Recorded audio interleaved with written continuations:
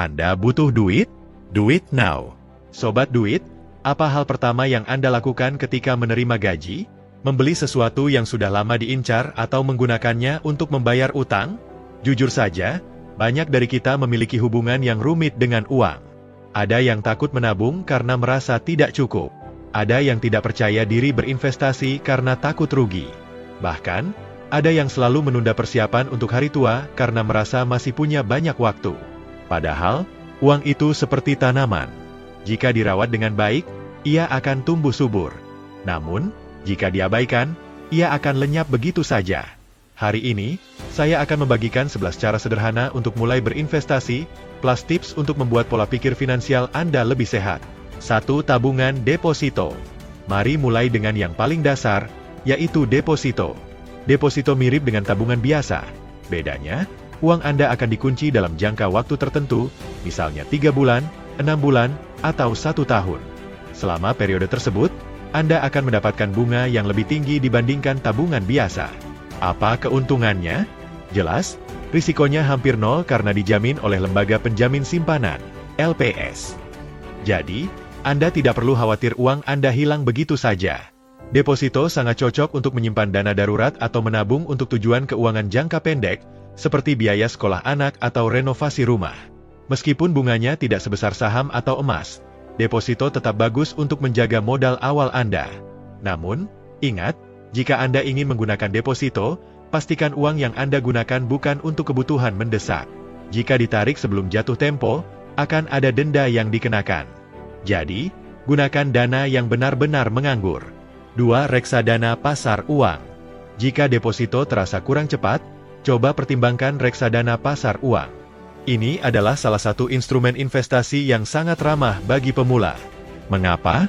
Karena uang Anda akan dikelola oleh manajer investasi profesional, sehingga Anda tidak perlu khawatir tentang naik turunnya pasar.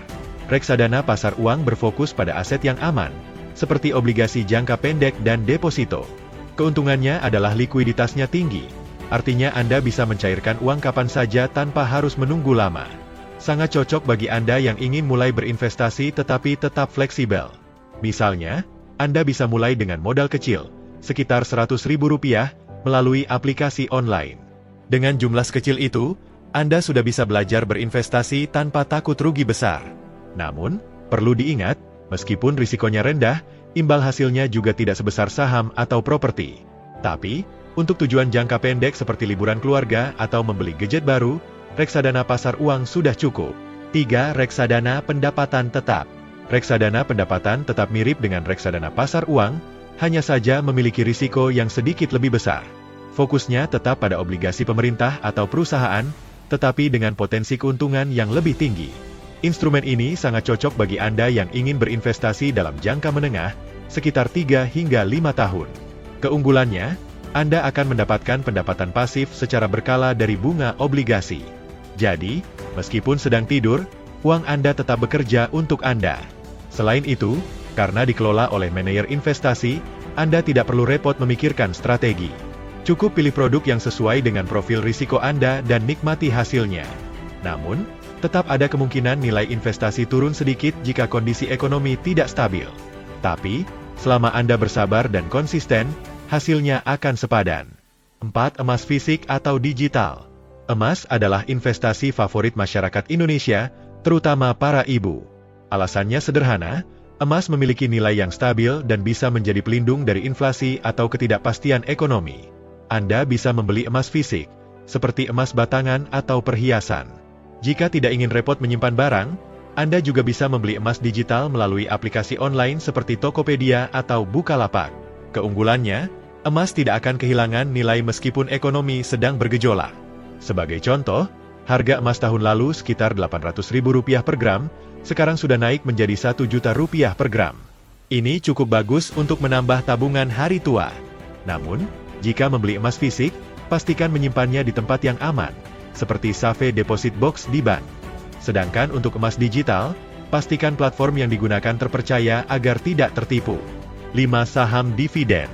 Saham dividen adalah jenis saham yang memberikan penghasilan pasif secara berkala. Biasanya, perusahaan besar seperti bank atau telekomunikasi akan membagikan dividen kepada para pemegang sahamnya. Jadi, Selain mendapatkan keuntungan dari kenaikan harga saham, Anda juga bisa mendapatkan tambahan penghasilan dari dividen. Namun, meskipun saham dividen memiliki risiko lebih rendah dibandingkan saham pertumbuhan, tetap ada risiko pasar.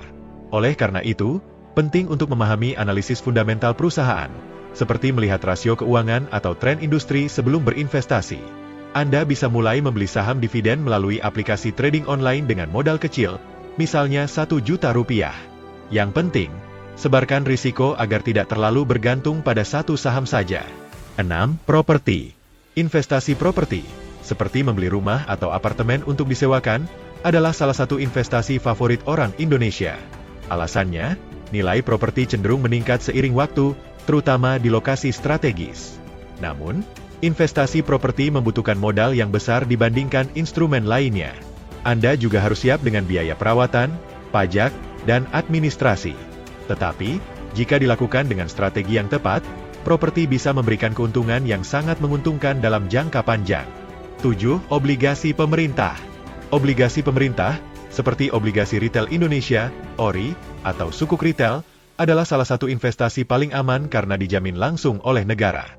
Keuntungannya tetap dan dibayarkan secara berkala, sehingga cocok untuk tujuan jangka menengah hingga panjang.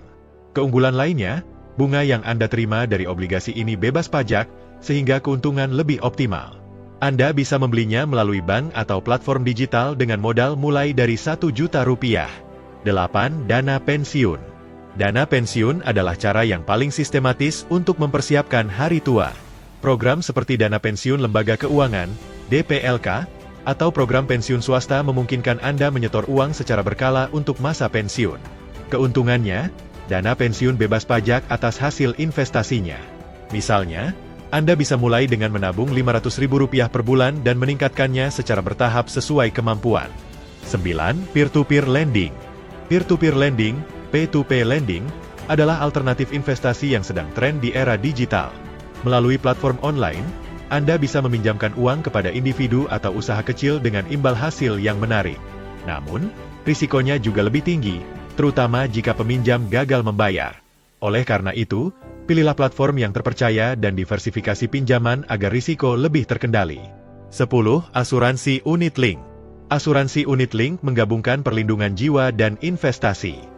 Sebagian premi yang Anda bayar akan dialokasikan untuk investasi, sementara sisanya untuk perlindungan jiwa.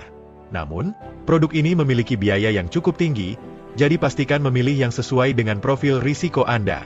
11. Investasi pendidikan dan keterampilan.